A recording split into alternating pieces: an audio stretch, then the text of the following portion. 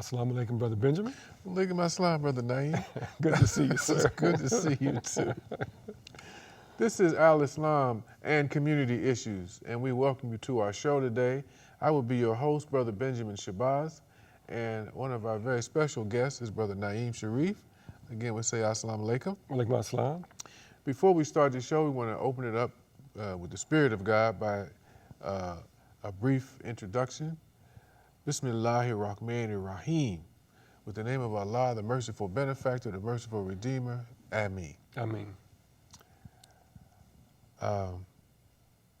This is part 2 of a very, very dynamic show that we had.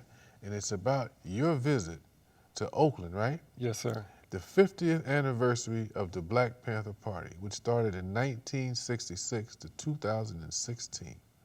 And this is what we want to continue to focus on, is that beautiful trip, that powerful trip that you had, brother. So I'm going to let you just dig right on into it and open up with however you want to open this one up. Well, like I said, this is part 2 of the show, so I don't know if people saw part 1, but I'll just, a quick review.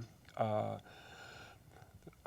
Black Panther Party was started in Oakland, California in 1966. And went down there for this reunion, and you can see there the 50th reunion of the Black Panther Party. And there were many things going on. The reason why I joined the Black Panther Party is because I just didn't like bullies. I didn't like bullies in any shape or form, whether it be in school, whether it be a black guy beating a white guy beating a black guy, religious people beating each other, whatever it is, or governments beating each other. Don't like bullies. That's why I became part of the Black Panther Party. And that it was trying to help the African American community. The spirit down there in Oakland for this 50th anniversary, man, was just out of sight. It just rejuvenated me. I mean, people were there, hadn't seen in so many years. And what I got out of it was that even though the Black Panther Party doesn't exist any longer, there's a legacy. There's a legacy to carry on that people can learn. And the energy was just flowing. People are still doing stuff. People who are formerly in the Panther, in the party are doing stuff. They're doing stuff in education. They're doing stuff with community groups. They're doing stuff with youth. So they're not just sitting idly by and just reminiscing of the things that happened in the past. They're still involved. They're not messing around. Call it? Waxing the fat. Yeah, they're not waxing the fat. They're still involved. They floating like a butterfly, stinging like a bee. That's good. Yes, sir. That's powerful, too. Yes. That's really good. Let me pose a few questions to you. One of the young brothers in the community, he wanted to know, what's some of your scariest experiences as part of being part of the party? Well, I hadn't really thought about it, but it just came to me, and it was when we were on police patrol. We used to patrol the police. And the reason for that is because there was police, brutality going on here in the Seattle area and Washington State area. That's why you see, and it's still going on, you see the Black Lives Matter. That's their whole thing. And people say, well, don't all lives matter? Certainly. But the reason why they're making a distinction is because for the past 400 years, our lives have not mattered. Slavery, Jim Crow, lynching, police brutality, voter suppression, on and on and on. This is why they say Black lives matter, or Black lives need to matter, because it hasn't. So then people come up to you and say, all lives matter? Of course. But again, I must make this point, that our lives have not mattered in this country, and even still today. People getting shot for selling, a cigarette, getting shot and killed. A kid holding a toy gun in an open carry state, police rush in, he's 12 years old, he gets shot. It's an open carry state, even if it was a real gun. It wasn't a gun. So these are the things that set you off. So one of the scariest moments was police patrol, and they were different in different cities. But you'd have your driver, and then you'd have your members of the party, who would be well stocked with what they needed to have, and patrol the police. The thing about that is, you had to be careful because you don't know who the police are going to stop. You know they're going to stop someone who's going to, get brutalized by the police, or you don't know if you got some fool who needs to be arrested. So that was the thing always in your back of your mind. The police might need to arrest this fool. He might be acting up. He might be, domestic violence, a child molester, or whatever. So you always had that in the back of your mind. I think that was one of the scariest points.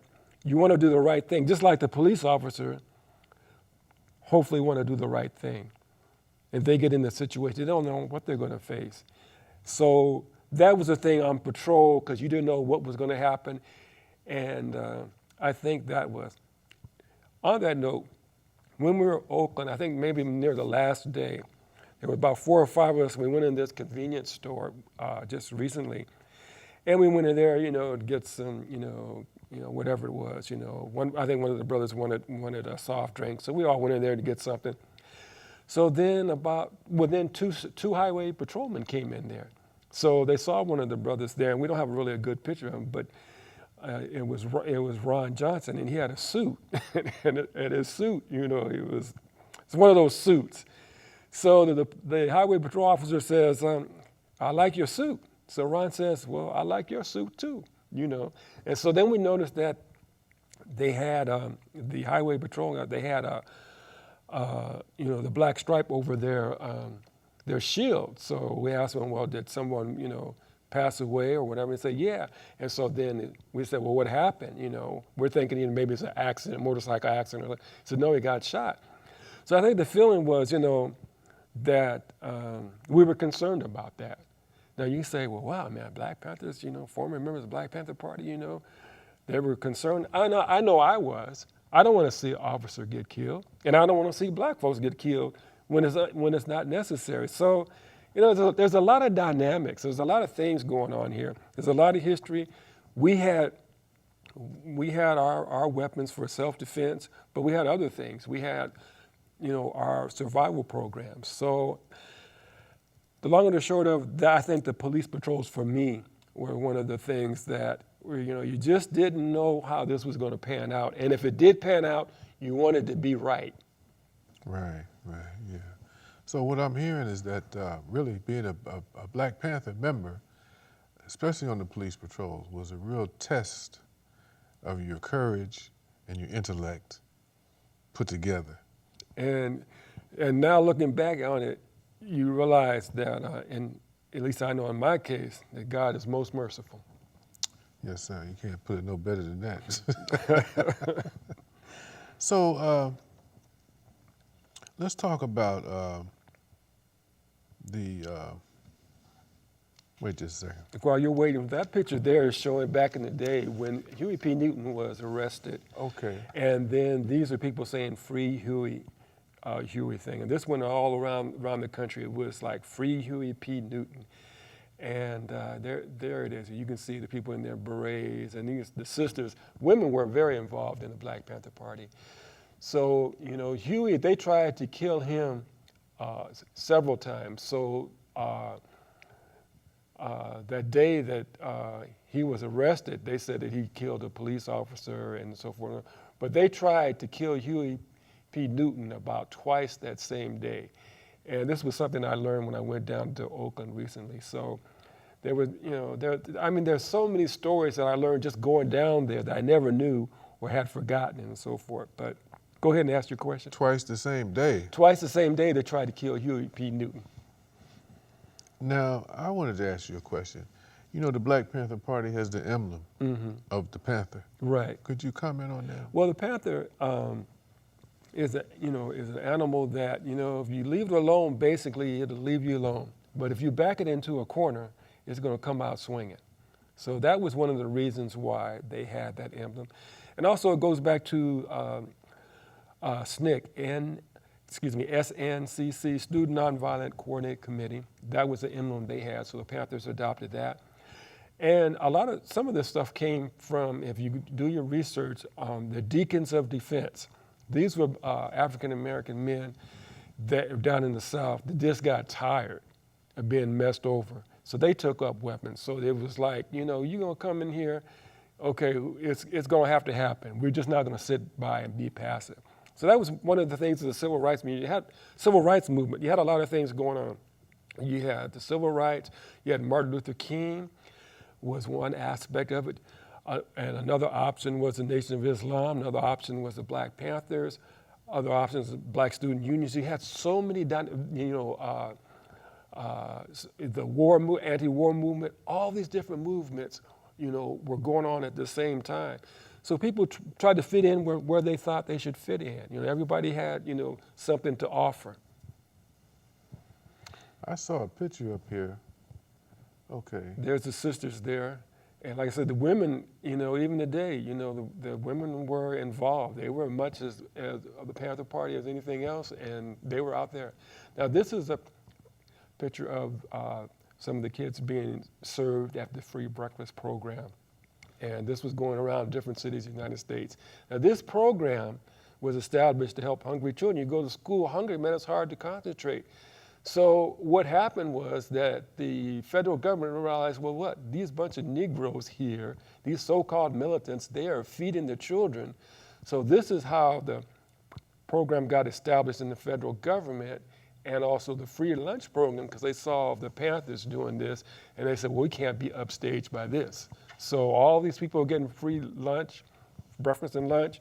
You should thank the Black Panther Party for that. Yes, that's beautiful. That's beautiful. Now, I know last show you touched on this just briefly. Maybe you might go into a little more depth about this book right here. Okay, the name of this book is My People Are Rising, and it's by Elmer Dixon. And this is a book that it's a very revealing book. It talks about him growing up, in the Seattle area. And it talks about how he became a member of the Black Panther Party. And the bigger picture that you see behind us, that's Bobby Seale. So Aaron and a few other people and Elmer Dixon went down to the Bay Area, and they met with Bobby Seale and so forth and so on, and they talked. Because there was a big thing for the Black student unions. It was like, I don't know if it was a national or regional thing for the Black student unions to come together. So they came together, and there were many things happening. And Aaron mentioned, some things. And so Bobby Seale said, I want you to become the captain of the Seattle Black Panther Party. So Aaron said, well, give me a week or two so I can get myself together and everything.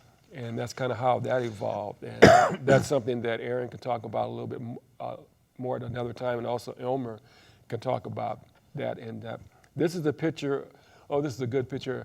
There's Elmer Dixon. And in the middle there is Elbert Howard. I think that's his name. And then myself there at the end. He was known, brother there in the middle, he was known as Big Man. That was his nickname. Now, when you get older and everything, and he has some health challenges now, that was a big brother. He was just known as Big Man. He didn't take, what did James Brown say? Papa don't take no mess? Mm-hmm. He don't take no mess. But that brother, he was quite the individual for the Black Panther Party. And if you say Big Man to any Panther member, they know who you're talking about. Know who you're talking about. Now this slide here, this is in Oakland. We're giving a workshop. The Seattle chapter is giving a workshop. There's Elmer Dixon there, then Aaron, then myself, then Gary Owens, and then Mike. I forget how to pronounce Mike's last name, and Vanetta. And we're each telling our story about our days here with the Seattle Black Panther Party. And it was very well received. And we had a chance to tell our story. It's good that other people come to your workshop, because you just think, well, just people from Seattle are going to be there. But people came to hear about it. So now I love this picture here. This is John Carlos he was a member of the, U.S. Olympic team in 1968. So he just had received an award on stage, and he just came down off the stage. He was talking to somebody. As soon as he finished talking to somebody, asked him would he mind taking a picture, so he took a picture. So this is the brother. 1968, look at the Olympics when they had the Black Power salute. I'll just use that term. He had a black glove on, and they had just black socks on. Him and Tommy Smith paid a heavy price for doing that. They lost jobs, they lost income, they lost their family for making that stand. And all they did was make a stand. They didn't do anything violent. They were just trying to show the world, that, African Americans are being ill-treated here in the United States of America. And for that, they caught hell for many, many years. They went, I believe they came from San Jose College. Somebody can correct me if I'm wrong, but there's now a statue of them there.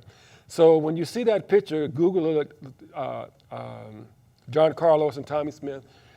So Tommy Smith came in first, John Carlos came in third, and a gentleman from Australia came in second.